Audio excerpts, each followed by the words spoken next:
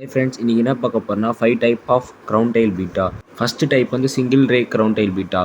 Single ரேவா வந்து கட்டா இருந்தால் அது வந்து single ray crown tail betta. Type 2 double ray crown tail betta. Single ரேவா வந்து டபுள் ரேவா கட்டா இருந்தால் அதுதான் double ray crown tail betta. Type 3 triple ray crown tail beta.